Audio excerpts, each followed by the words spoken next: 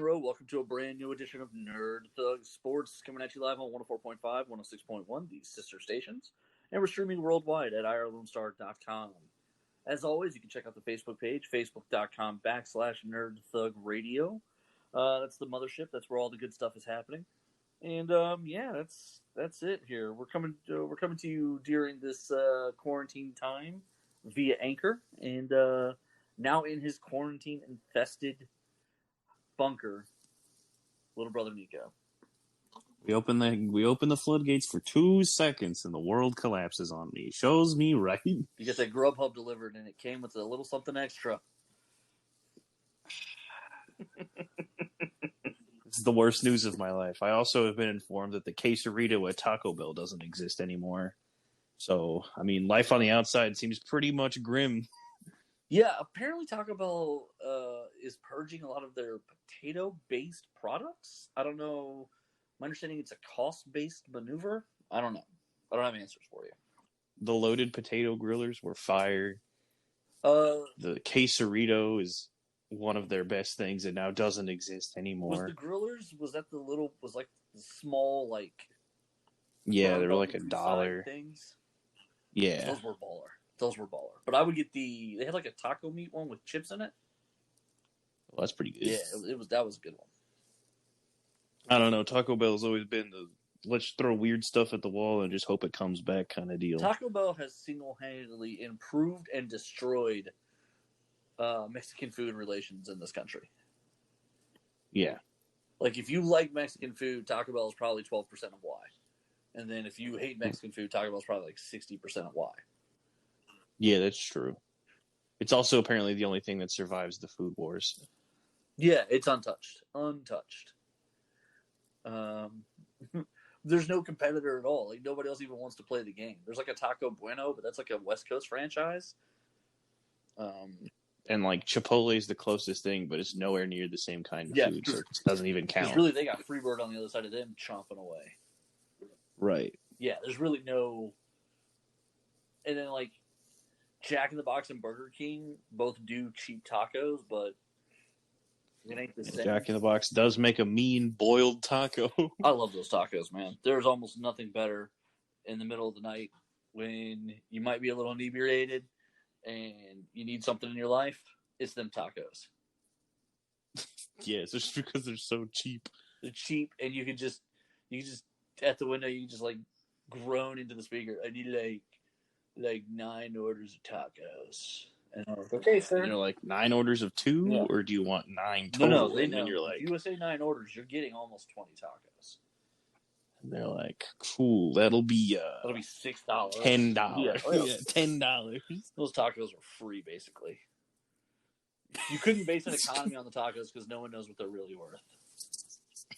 Yeah, it's like, what's your cost basis? Like 4 cents? Right. Well, then we got to pay the employee 12 cents to dunk them. So it's pretty expensive. It's labor intensive. Right. I hate how inconsistent they are because sometimes they come with the hot sauce already inside of them. Which they should. And other times they don't. And then sometimes there's like a piece of cheese in them. And then sometimes they don't. Oh, man. You guys have like the worst Jack in the Box ever. Who's doing your tacos? I don't know. You got to reach out to your taco ambassador over there and get it straight because that's not how it's supposed to go. Look, he's already taken out the quesarito. I don't want to talk to him anymore. That's fair. I guess while we're talking restaurants, Pizza Hut's taking a huge hit. Why? The largest delivered pizza. Their largest franchisee company. I guess owns. Okay, so the headline that I read said the franchisee is closing 300 locations across the country. Whoa! However, that's half of what they own. They're selling the rest back to the Yum brand. So this franchisee owns 600 Pizza Huts. That's a lot of Pizza Huts. A lot of Pizza Huts.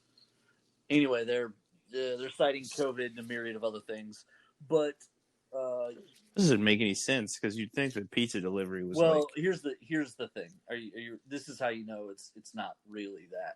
The Yum brand, and when they were announcing the closures, they said most of the locations that are closing were also indoor dining ones. Yeah, who the heck goes to dine in at a Pizza Well, Hut? Literally, that used to be their business model. When I was a kid, Friday nights at Pizza Hut in spring was Papa Lock-It. They would give you extra comic yeah, books. They had a little but you're like buffet. 75 years Yeah, old. I'm old as F. And this is... Which makes me 50, which means that I didn't even see it. Yeah, I am old as F, and this was back in the day. This is legit back in the day. They don't do it now, but that used to be the business model. So what this means is there's a bunch of rundown Pizza Huts around the country that have never moved out of these giant locations that they don't use anymore. Oh, so it's really not like it's a closure, but like it's a catching up with the times kind of deal. Yeah, like it's kind of like how like Best Buy had those massive stores correct. for like 10 years, and it's like they didn't use but 10% of them. Yeah, like when Best Buy used to be the place where you would go to buy CDs and like DVDs and appliances and everything. Now you buy PCs, office gear, and appliances at Best Buy. That's it. The whole CD, DVD section, video game section of Best Buy could essentially be eliminated down to like one rack. Yeah, and pretty much it's like 2 racks, and it's like 4 consoles worth of games. Right. Like all they really need to stock is new releases and a couple of the old stuff. And that's it. But back in the day, Best Buy was like the spot for entertainment and for electronics. I remember there used to be like the car section and like yeah, they used to do automobile install too. So like yeah, that was always the best part, rolling up to the the part where they sell like car radios and stereo stuff, and crank those as loud as they go so you physically see the air moving when the sound waves hit them. When your t-shirt's vibrating. I think this is the one. I can feel it in my bones. Your joints slowly deteriorating as the fluid in them is knocked around. Oddly enough, popular section with the ladies. Oddly enough. I like the video where the guy rolls down his windows and the music's so, like, the bass is so heavy, like the freaking mirror falls off and like the car's exploding. There's a couple clips that are inappropriate, but there's one that's appropriate of girls sitting in these cars with the super basses. And there's an adult reason for that. But this one girl sits in one, she's got crazy long hair. And when the bass kicks on, it like blows her hair forward. You can literally see her entire head of hair is moving with the sound. That's a little too much bass. You could turn that one down a couple points. Yeah, I imagine he just goes to the settings and just like cranks it down 2 or 3, and he's like, perfect. Yeah. No, we've got it. So we're totally on track here for Nerd Thug Sports. It's a good first 7 minutes. That's all right. This is what you get when you go Nerd Thug. Important news. Right. Important news. We'll do something that's happened to us before. Never this bad, but just yesterday, the Cincinnati Reds, the sports broadcaster, got in trouble. This isn't really his fault, though. This is the producer's fault. Behind the scenes, the producer should get fired for this. Right before the broadcast goes live, so he's already on air. Mm-hmm. And his producer goes to his mic too soon. So he's got a hot mic in front of him, and he doesn't realize it. And this is not appropriate. This is hate speech. I'm just laughing at the situation because it's happened to us, but nowhere near as severe. So there's a hot mic, and it catches him calling. I think they're in Kansas City, and I guess he's referring to Kansas City, or he's telling some kind of story. Anyway, he calls it the F capital of the world. Oof. And then there's about 12 seconds of silence, and then he does his intro for the day's baseball game. He's like, "Hey, and you're listening to the Cincinnati Reds radio or television broadcast. We're out here in Kansas City." Like, midway through the game, I guess it gets back to him that he's made a declaration about the city of Kansas City, and he has to make an apology on the air. And as of right now, he's still with the station. That has happened to us twice. We have been put on the air unknowingly twice. Now, we've never said anything that awful, thankfully. That's not something we would say. But it definitely happens in our business. Fun times. That's hilarious. Yeah. Just dumps to him. I don't know if he's in the middle of it or if he doesn't think anyone's even looking at him. And for whatever reason, he chooses to say it. And then, like, that's the kind of banter, and it's like, oh yeah, live television. right. I hate you. Hey, can't do this, buddy. Can't do this. I'm just thinking back when we had producer Colt, and we had, I want to say, I mean, it happened live, so there's no, it's somewhere. Someone knows this happened. We had Adam Smasher on as a guest, and we're in between sets, and we're just talking about different people we know in the industry locally, and we wind up talking about this one particular woman, and we all think we're talking about the same lady, but we're not sure. So I don't remember. I think it was Adam Smasher, but I'm not trying to put this on him. But one of us said, "Yeah, blonde, large breasts," and we're describing her. We're trying to make sure we're talking about the same person because we don't all know the same names because she has like a entertainment name and then a personal name. Right. Well, the whole exchange is on. It was being broadcast all of Conrad live. Yeah, because I walk into the studio and then immediately I hear it outside, and then I walk in and go, "You know you're alive, right?"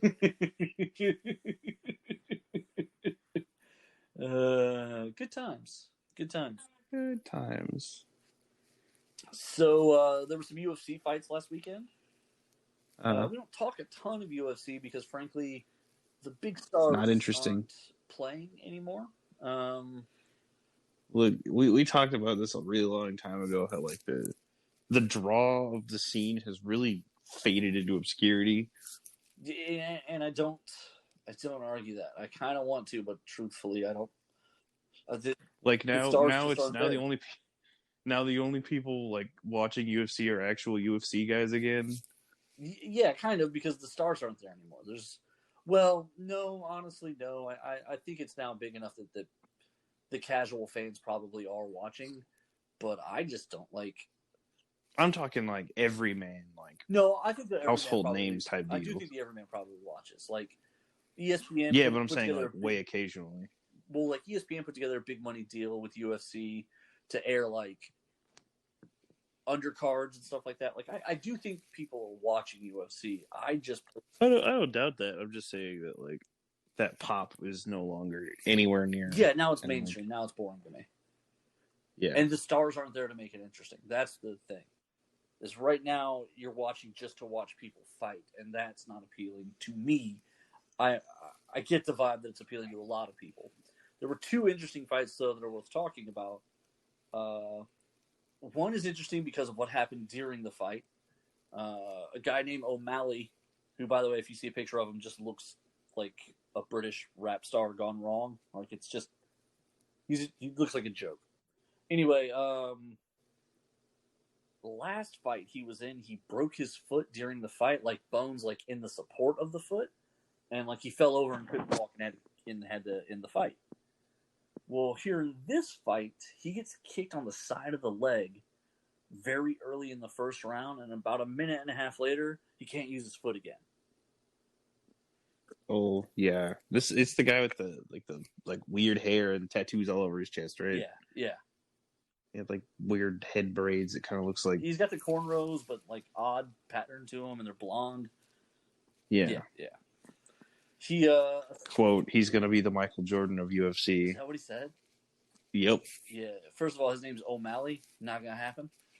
Second of all, he's lost 2 fights in a row because he can't stand up. Like that seems like fight 101 to me, but I don't know everything. Anyway, yeah, they're basically saying that it was nerve damage from the kick and it was actually Conor McGregor who called it mid-fight. As soon as the dude went down, Conor McGregor tweeted, like, strong kicks to the side of the leg, and then, like, he calls out the nerve cluster that it affects. He's like, when done properly, are devastating. Yeah, it basically turns off emotion to your feet. Yeah. And considering he's a fancy footwork kind of guy, yikes, bro. Also considering you want to stand when you fight. And, like, fighting uses your feet. Like, you pivot, you move, your ankles, like, a lot of twisting. Yeah. Feet are important in a fight. I know that sounds stupid out loud, but when you don't have one of your feet working, you're not going to win a fight. Like, And he got his foot turned off 2 minutes into the fight. Yep. 2 minutes into what was supposed to be a 3-round fight, he goes down a minute and a half later, fight's over. That's just the way the cookie crumbles or the nerve cluster stops functioning. Like by the time they call a winner, he's standing on one foot only. Yeah, because he can't even use the other one. But like, it's not broken, so you'd think you could just put it flat and put your weight through it. He can't even do that. Can't even do that. Also, the other fight that's worth talking about is Daniel Cormier. Came out of like pseudo retirement. He lost recently and was talking about retiring. They weren't sure if he was going to take another fight. Blah blah blah. He takes the Milesic fight, and I don't know. He does get poked so hard in the eye that they're going to keep an eye on it to see if it needs surgery or not. God, that's a thing. That's always a good feeling. This is a reason I don't like combat sports. Right. But then the rest of it is he just gets beat. He just gets beat real bad. Anyway, he announces that he's done after this. He's retiring.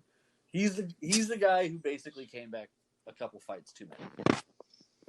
Yeah.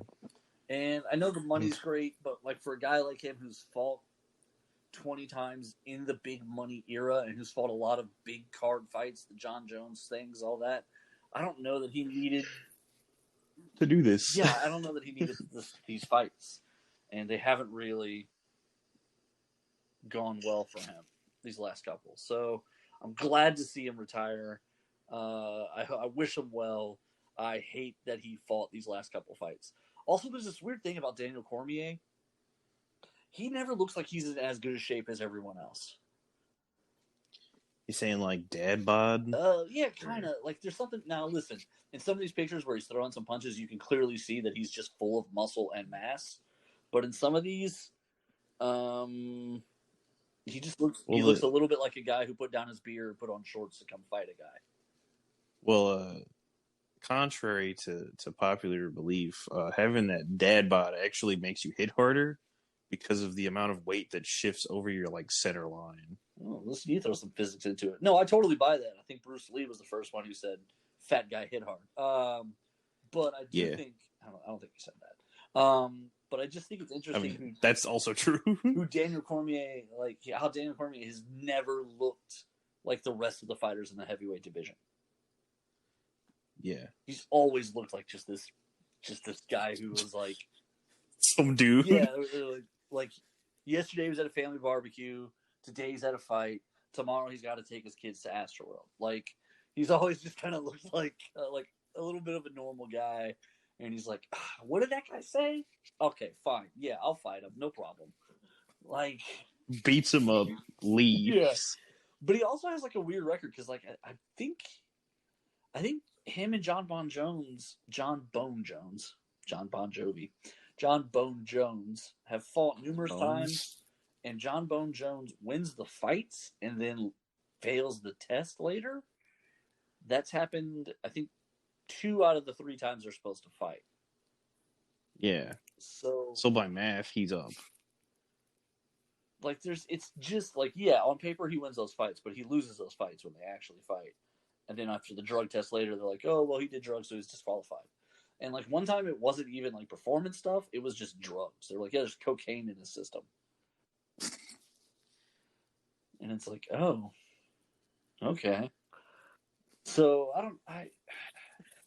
Yeah, but the question is, would you rather fight a guy who hasn't been on cocaine or a guy on cocaine? Like, that's worse. It's definitely worse. It's for sure worse. It's 100% worse. However, like in the world of professional athletes, there's a bunch of other stuff he could be on that would be worse. Oh yeah, steroids and stuff. But I don't know. I wouldn't want to fight a guy on all cocaine. These masking agents, so we know for sure he was using a bunch of stuff he's not supposed to. Versus, he had some cocaine in the system. I don't know. I wouldn't want to fight a guy on cocaine. I don't want to fight a guy at all anymore. I'm lazy now. I mean, yeah. I've never been in a fight. I don't want to get into a fight now. Yeah, I've seen your fight strategy. It's effective. It's called lead for going undefeated in the fight world. I'll tell you that much. It's called lead. God, I still remember that, and I still roll my eyes at you. The thing of it is, I remember stepping into everything and trying to get everything calmed down and sorted, and then being like, "Oh yeah, where's my little brother? I hope he's okay." And then turn around and you're 6 feet away from everyone.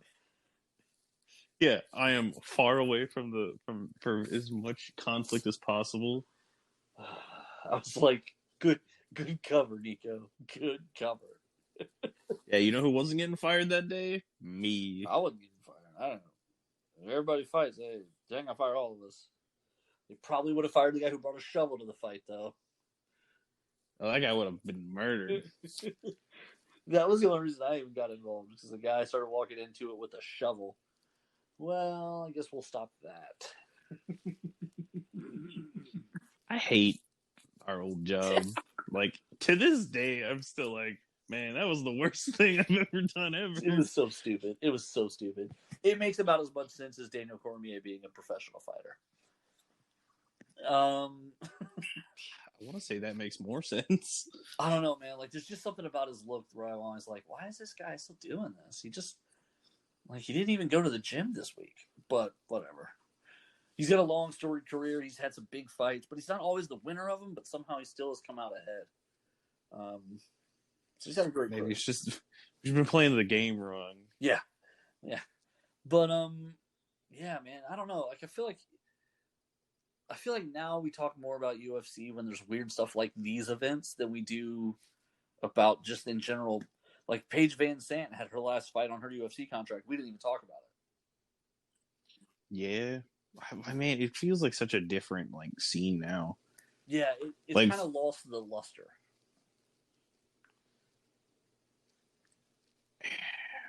Do you think it'll ever come back? It needs stars now, and I don't know that. I don't. Here's the problem. So John Bone Jones wanted to change weight classes and was negotiating a new deal, and Paige Van Sant was also negotiating a new deal, because Paige Van Sant, basically it worked out from her 5 fights. She's like, I basically made the same amount of money I was making before I became a professional fighter. I could have made the same amount of money being a secretary and a part-time model. So after what she's saying is, after she paid everybody and paid her taxes and everything, the pile of money she was left with at the end wasn't much different than as if she had never become a professional fighter. So for her, now granted, the lifestyle is vastly different. Her celebrity status is much bigger, but what she brought home for the last few years of work isn't. Right. And so for her, like, she would rather test free agency, because UFC is trying to control how much money they put out to these fighters now, because they can keep these guys under wraps with good sized deals without ever having to pay extreme amounts of money. And I think that that's what they want to start doing. They want to start signing 21-year-olds to 5-6 fights at the, I'm not going to call it the minimum, but at the lower side of the scale, and hope that by fight 3 or 4 they're superstars. And maybe there's just like not enough of these things, because like there's so few fights in a year for someone to get invested in. Well, there's so few fights with the same people, because there's fights every 2 or 3 weeks now, I think, on schedule. But the difference is, it's these guys who you don't know, and there's not enough fights for the size of the roster. UFC has, 250 fighters under its label, like, plus there's other brands. So like, yeah, I can't name another brand, which is insane to me. I think Strikeforce is still around.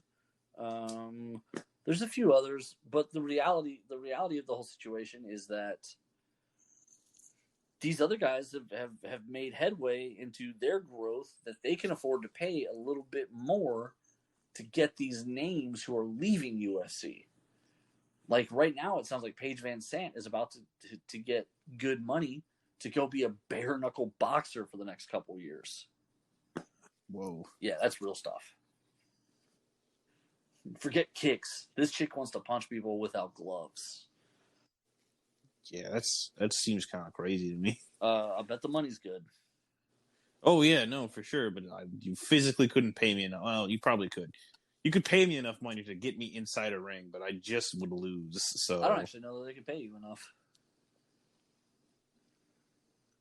You know, you might be right. I've seen your fight or flight response. I don't know that the check will cover it. It's just flight. There's no fight response. It's just leave. Your music starts and your entourage heads out to the ring, and you're not with them because you went the opposite direction in the tunnel. Yeah, it was like, nah, you got it, Chief. I'm good. 4 idiots standing in the ring looking for you. Your cut man's going, "Where's Nico? Where's Nico?" You just duck out the back. It's about like that boxer who didn't like the money he got for a fight, and so when the bell rang to start the first round, he stepped over the ropes and walked off. That's G stuff right there. Also me. Which I believe counts as a fight and then a TKO loss in the first round. So like he should be getting boxing rules. He should be getting his purse and stuff like that. Got him. Right. Knocked him out of the ring. Not happy with my money. Not gonna punch a dude. And we're done. Throw the towel, baby. We're done here. That's the way you finish out a contract you don't like. Bill Burr did that one time in Philadelphia a long time ago. Bill Burr's a stand-up comedian, and he was on a tour with a bunch of other stand-up comics, and one of them was an older guy that he really respected, and the city of Philadelphia booed him, the older comic, and Bill Burr went on after him and was mad at him. Was mad at the city for booing his like mentor, so he walked out there and said, "I'm contractually obligated to do 20 minutes," and so he did 20 minutes where he just talked mess to Philadelphia and didn't do a single joke. Nice. Didn't do a single joke. Just literally just talked trash to Philadelphia, to the city. Like made fun about everything about them. The fact that the only statue they had was of a fake boxer named Rocky. Like he went at him.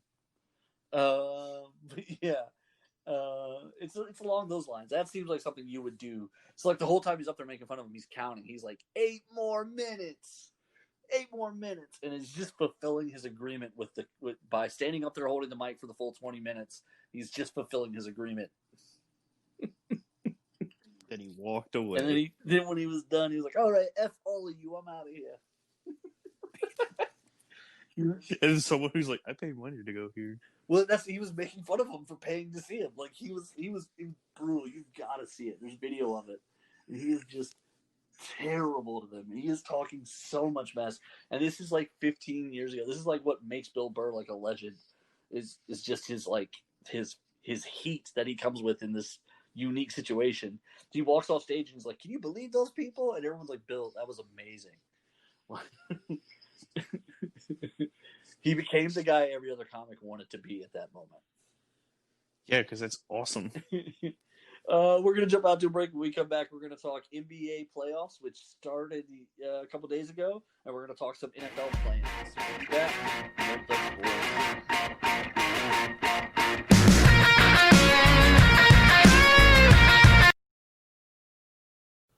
The Adventure Begins, Comics, Games, and More is open on 1488 at 525 Woodland Square Boulevard. With comics, games, and everything nerd-related, The Adventure Begins is the one-stop nerd shop. On Saturdays, they alternate between having Yu-Gi-Oh! And Pokemon, and coming up, they also have cosplay crafting and trivia nights and BYOB nights. They're currently offering a 10% discount for limited time, which will be valid for as long as you grab your books every month.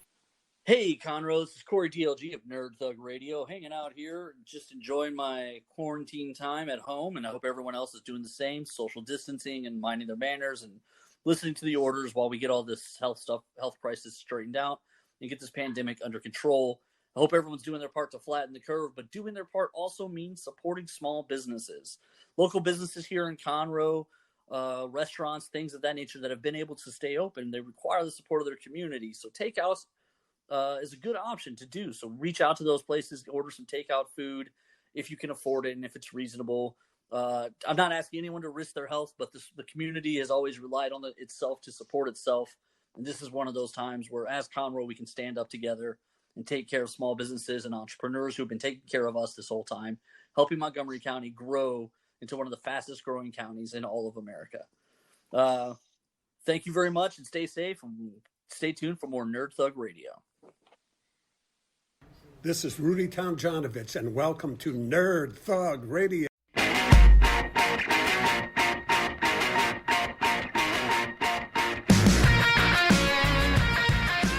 back to Nerd Thug Radio right here on 104.5, 106.1, these sister stations, and we're streaming worldwide at IRLoneStar.com.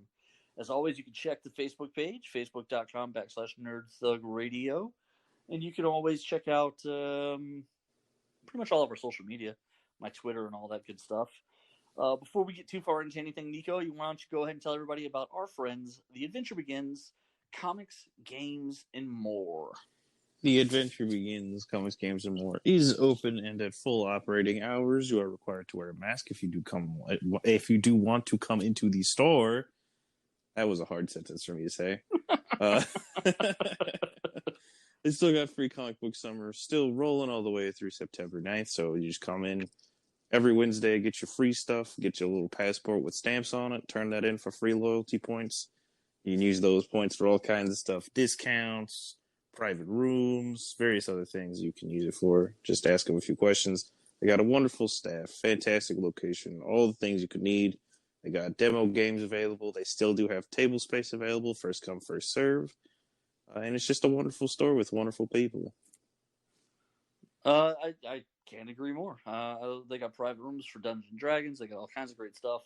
They hold my comics for me, and then they hold them for anyone else who'd ask. So you can sign up and get a little pool box right there at The Adventure Begins, comics, games, and more, man. Okay, so the NBA playoffs have started. The Rockets, it actually started with Portland and Memphis had a play-in game. So the play-in situation came into effect. Oh, look, it actually came up. It came up on the West Coast. And the Memphis and Portland, Memphis needed to win 2 in a row against Portland to get in, to be the new 8th seed. Portland won game 1, so conversation over. Yep. And their prize was facing the Lakers. Awesome. Right. The Lakers, who came in locked in as the 1 seed. Which is good because they've actually looked pretty bad in their 8 games. They have that's not fair. Not bad. They've looked not as good. They haven't looked organized. If only LeBron James has been consistently playing good. Everyone else has been up and down. But that's probably most of it. If we really looked at everybody, that's probably everybody. Oh, geez, they're not as good as LeBron James. What a tragedy. Right. When you hold yourself to a decent standard, it's probably not good. Yeah, when you're comparing yourself to the best guy in the league, it's probably a problem. But Portland, some people are giving Portland a puncher's chance. They're saying, "Oh, Portland in a series against LA is not playing great. Portland can score 1 million points, but they have trouble defending anybody. So if it's a shootout game, Portland can win it. And that's what people are essentially saying, is that Portland doesn't play defense, but if LA forgets to play defense, Portland can outscore LA. Mm-hmm. That's more respect than the Rockets are getting as the 3 seed against the Thunder. We're not getting the love. Maybe it's just me because I am a native Houstonian, but I feel like Houston sports really getting the freaking shakeup, dude. We don't get any good media at all. Anytime we do anything, and they're like, and I guess Houston did a thing.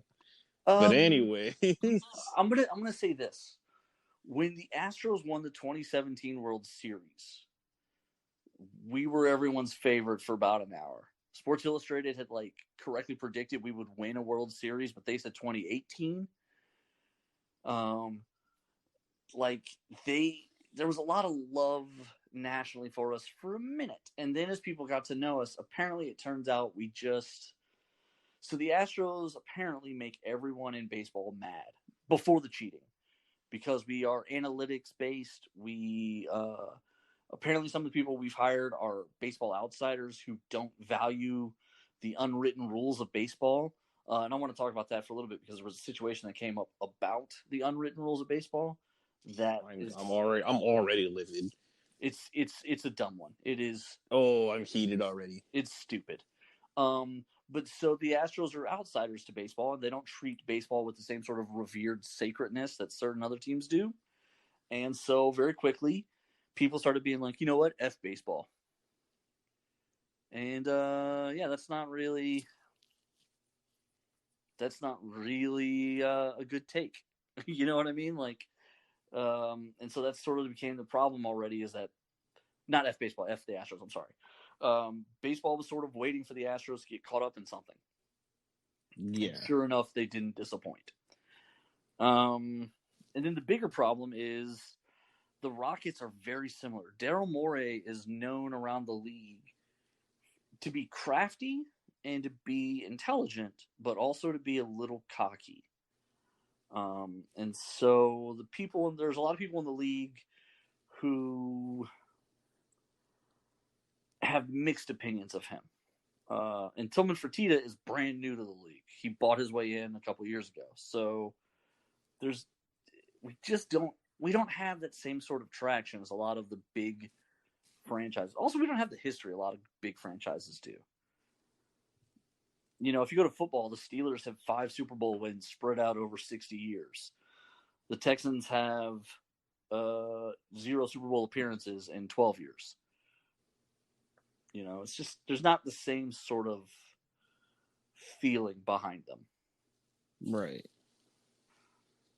But it does feel like nationally that there is sort of a slant, a bias against us a little bit. It's because they're trash cities by comparison. Look how cool Houston is. Most air-conditioned place on the planet. Space City. I totally buy that. I totally believe that. I don't even need to look it up to know that that's probably true.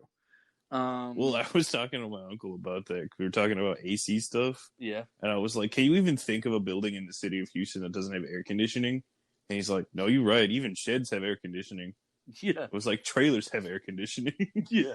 They don't even sell non-air conditioned stuff here. Like, they're not even trying about that. Did you see Death Valley recorded the hottest temperature known to or on Earth? 136 degrees. And nowhere on Earth has ever been that hot before. Cool. We're all going to die. Yeah, definitely global warming's a myth, for sure. We just set records because we're cool. But so literally all the experts are picking Oklahoma City. It kind of makes me think a little bit. It reminds me a little bit of when the Texans were last year in the playoffs, went to play the Bills, and everyone on the ESPN picked the Bills to win the game because we were in Buffalo, and the Texans won that game. Check the score: winners, Houston Texans, going home, Buffalo Bills. Right, and then everyone's like, weird, never would have thought that would have happened. Yeah. So I do think now the one thing that does hurt the Rockets a little bit is that right now Russell Westbrook is probably not going to play. Probably not going to play this first round.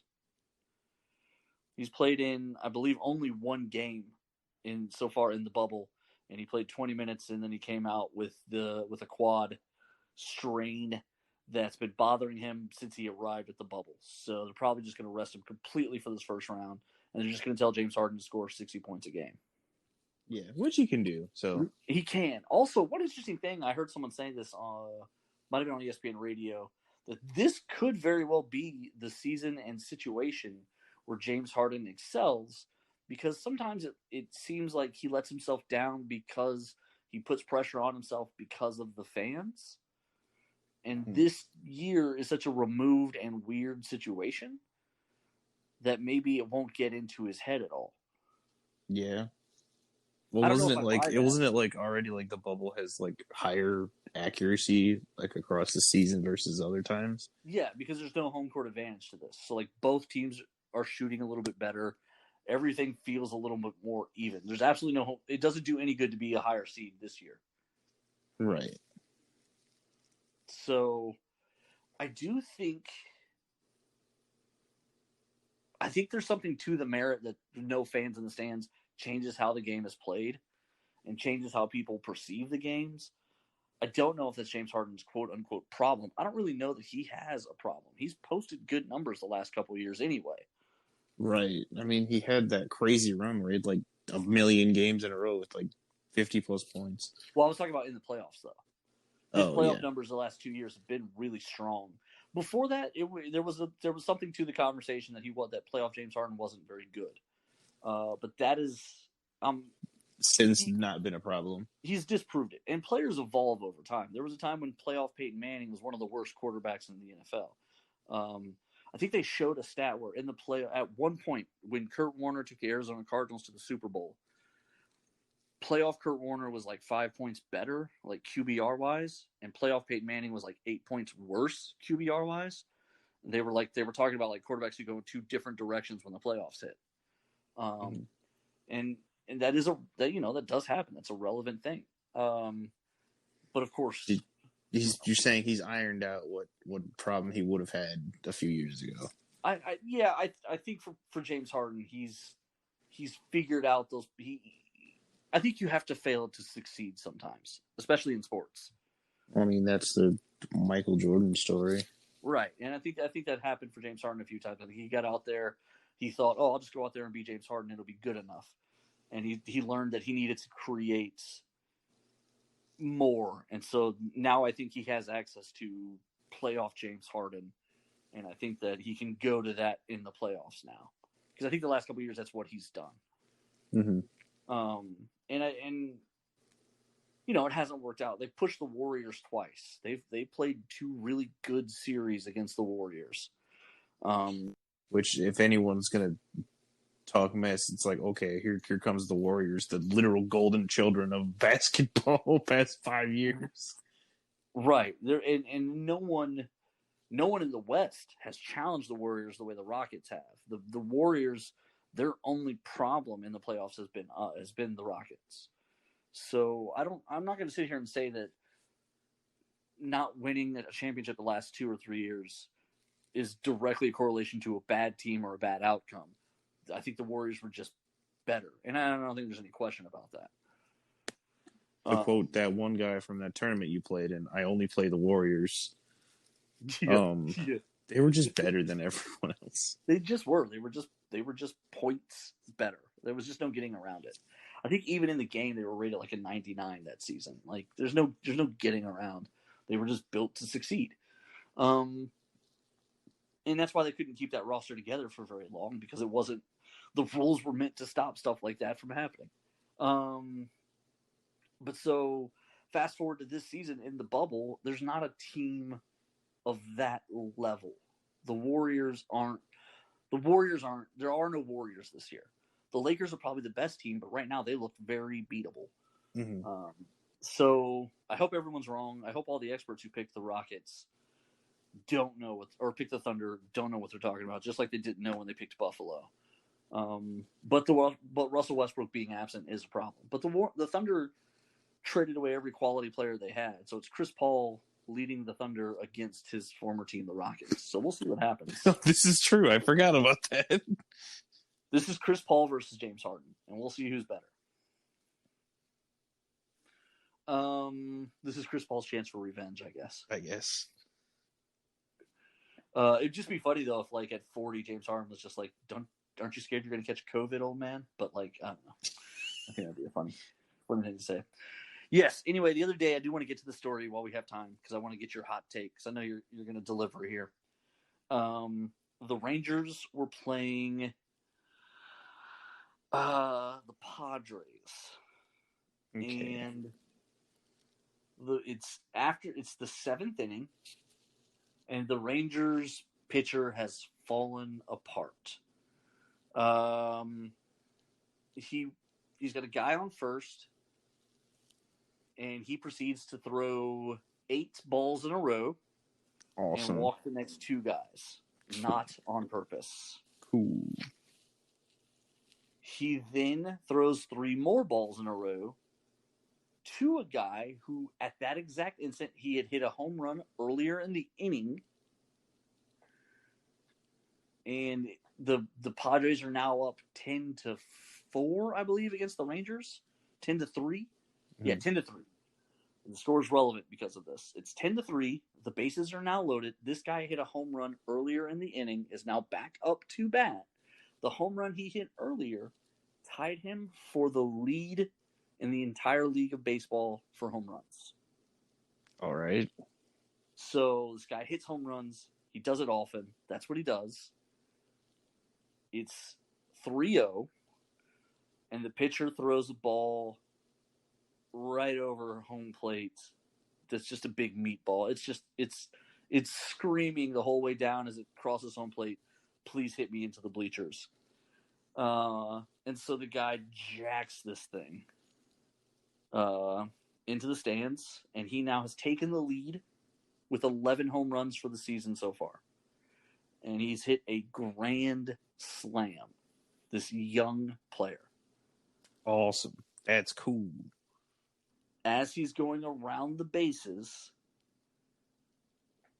one of his teammates trots out to the first baseline and yells to the other dugout, "Don't worry, we'll talk to him about it." And the Rangers manager can be seen now. He's wearing a mask, which is funny because of baseball. But he's complaining as the guy who hit a home run off of his bad pitcher is running a grand slam. The guys that he hit in high-five him and cheer him on as he walks into the dugout. His manager is glaring at him, though. I hate this. I hate every part of the story. He sits down. They go ahead and pull the pitcher now. They pull in another pitcher, and Manny Machado comes up to bat, and the pitcher throws behind Manny Machado as a warning to the rest of the Padres that they're mad now because of the grand slam. Petty garbage sport. At the press conference, the Rangers manager talks about how they play baseball the right way and how typically they would expect for someone up 3-0 with up that many runs to not swing at the first strike pitch that comes across the plate in that situation. I'm sorry. Are we playing a game? They're basically saying that if you're up 7 runs or more after the 7th inning, you shouldn't swing at strike 1 if you're up 3-0. No, I'm going to swing the ball to win the game. You stupid idiot. Now, his manager has a press conference. Oh my God. And is asked about it. He's going to agree with him. His manager, who by the way came up in the Rangers system, was like a lifelong Ranger, agreed that usually in that situation they would have a no swing sign on, and that everyone just thought he knew not to swing, so that we didn't put a sign in because it's not typically what anyone's trying to do is run the score up like that. Okay, whatever. Get over yourself. Let the kid have his grand slam and his 11 home runs, you piles of trash. He then, at his press conference, had to defend hitting a grand slam and said that he understood now why it was a little provocative and how maybe next time he'll take the first pitch when it's 3-0 after the 7th and they're up by like 7.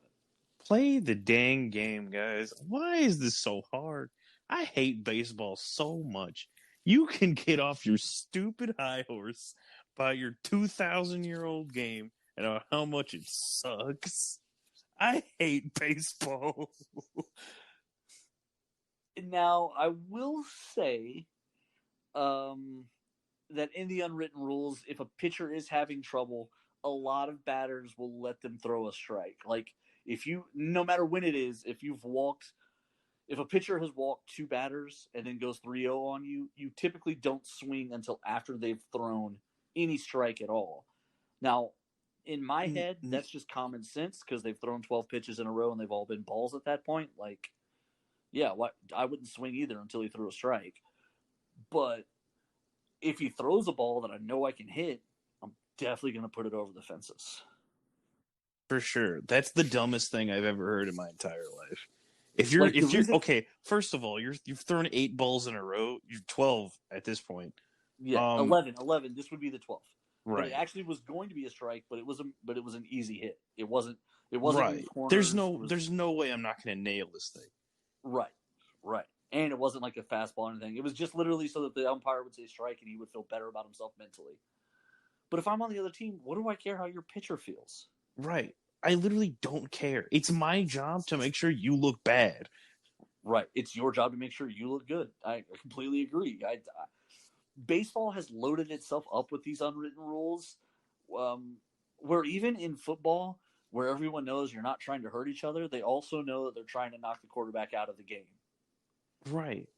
Like there's just things that you know in other sports, and in baseball, all the things you know are all unwritten rules about fake sportsmanship.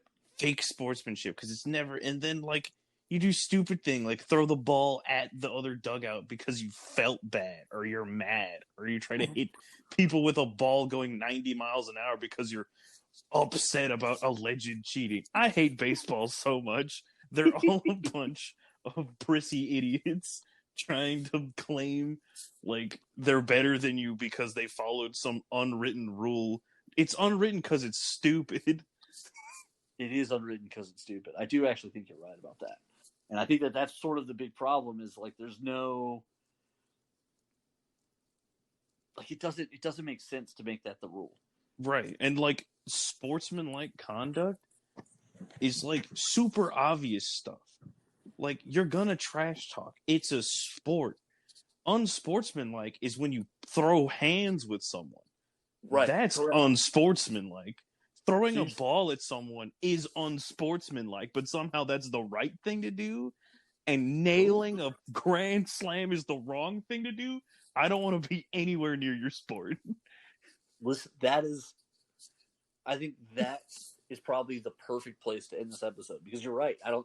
There's no reason for young people to even want to watch or play baseball when they get mad at a guy for scoring a grand slam on a bad pitch when a pitcher's having a bad day. And the manager can pull him. He's not obligated to leave him out there. He chooses to leave him out there.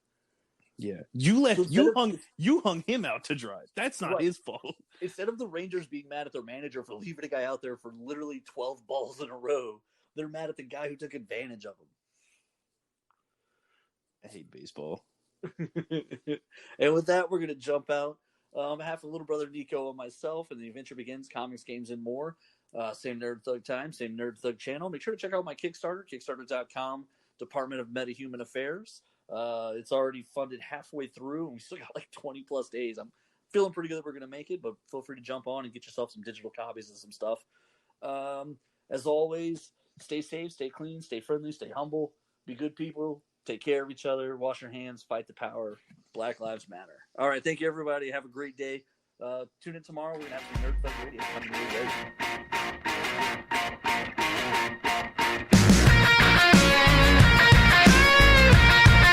The Adventure Begins, Comics, Games, and More is open on 1488 at 525 Woodland Square Boulevard. With comics, games, and everything nerd-related, The Adventure Begins is the one-stop nerd shop. On Saturdays, they alternate between having Yu-Gi-Oh! And Pokemon, and coming up, they also have cosplay crafting and trivia nights and BYOB nights. They're currently offering a 10% discount for limited time, which will be valid for as long as you grab your books every month. Hey, Conroe, this is Corey DLG of Nerd Thug Radio, hanging out here, just enjoying my quarantine time at home, and I hope everyone else is doing the same, social distancing and minding their manners and listening to the orders while we get all this health crisis straightened out and get this pandemic under control. I hope everyone's doing their part to flatten the curve, but doing their part also means supporting small businesses. Local businesses here in Conroe, restaurants, things of that nature that have been able to stay open, they require the support of their community. So takeout is a good option to do. So reach out to those places, order some takeout food if you can afford it and if it's reasonable. I'm not asking anyone to risk their health, but the community has always relied on itself to support itself. And this is one of those times where, as Conroe, we can stand up together and take care of small businesses and entrepreneurs who've been taking care of us this whole time, helping Montgomery County grow into one of the fastest growing counties in all of America. Thank you very much, and stay safe, and stay tuned for more Nerd Thug Radio. Hi, this is Kevin Smith, former Dallas Cowboy, Texas A&M Aggie as well, and I want to say what's up to Nerd Thug Radio.